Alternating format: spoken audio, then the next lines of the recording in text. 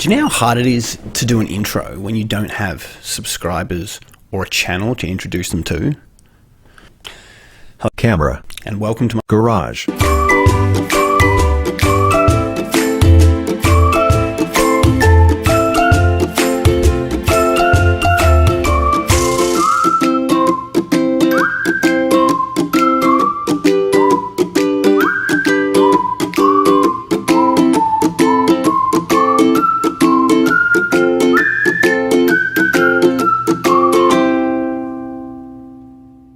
Now, I know that tensions are running high at the moment and people are on edge. There's a lot of topics that are simply too touchy to talk about. But that being said, some things need to be talked about, and that's what we're here to do today. Should children as young as 5 years old be taught that baby birds, once touched by humans, will be abandoned by their mothers? Now, me and many people that I know were taught as a kid that if you touch a baby bird, its mother would smell you or something and would abandon the baby bird and leave it to die. So the first question we obviously want to ask is this true? Does a baby bird get abandoned when you touch it? And go, does touching a baby bird? Well, there's no evidence behind it. It looks like a lot of things we were taught as kids, it's absolute bull. So is that an open and shut case? Yes? No.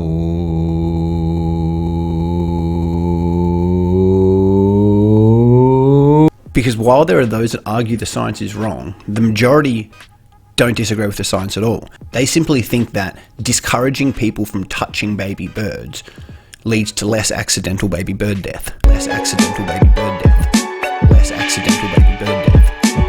Then those who disagree with the science sort of use this as a philosophical goalie. Like, even if the baby birds don't get abandoned, at least they're saving baby bird lives anyway. And then on the other side, you've got people who believe that miseducating children prevents them from saving baby birds because they believe their touch alone will lead to abandonment. So more baby birds will die. So are humans more likely to hurt a baby bird or to help a baby bird that's fallen out of its nest? And presumably we're only accounting for accidental baby bird death, because if it was deliberate, then the belief that the mother would abandon it doesn't make any difference. It's like combating increasing murder rate with a curfew. Like, I'm pretty sure people who are killing other people don't care about bedtime. In fact, the false belief that baby birds will be abandoned could save baby bird lives, because twisted kids that would usually kill them just go around touching them instead. Let's see how you like being abandoned. Other thing to consider is what type of bird we're talking about. Like, the common myna is an invasive species in Australia which is known to kill birds, break eggs and destroy its nest. So a death of a common myna can save heaps of native birds. What if we worked out which way killed more birds and then only taught it to the children in the areas that have high density common myna populations, therefore saving more native birds? But even if that's too difficult to calculate, does it even matter? Like, should we deliberately teach misinformation to our youth if it has an overall benefit? And if so, where's the line? I would say telling your kid that Santa is real is completely acceptable. But telling your kids that, say, Jeffrey Epstein Was murdered.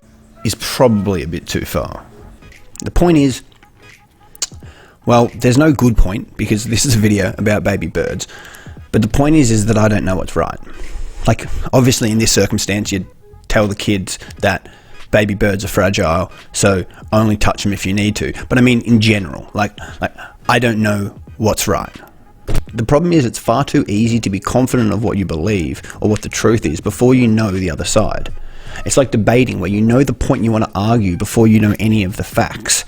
So then when you're looking up facts, you look up the ones that support your view, and all the others you just brush under the carpet and hope. Is it brush under the carpet or brush under the rug? You just sweep under the rug and hope the opponent doesn't see it. So basically that's going to be the point here. To look at these arguments that have been swept under the rug. To not try to label any ideas as racist or uneducated until at least I've looked into them as well as I can. I'm not unbiased. I'm probably one of the most opinionated people I know, but I've set myself a set of rules to try to be as objective as I can and look at every argument while sitting on the fence. Don't get me wrong, I'll still call bullshit out as bullshit, I'm just not going to assume that things are wrong just because they're said by someone who I don't like or don't agree with. So yeah, that's the plan. This video has been in the planning phase for about 2 years now, so don't get your hopes up too much, but I guess there's a subscribe button there if you want to click it. The next 2 topics I'll be covering will be lockdown laws and social media censorship. If by some freak accident you found this video and by another made it to the end, thank you very much for watching. It's taken me a long time to make this. I hope to make more. We'll see how this one goes in the editing phase, but if it doesn't go well, you won't even see this. Less accidental baby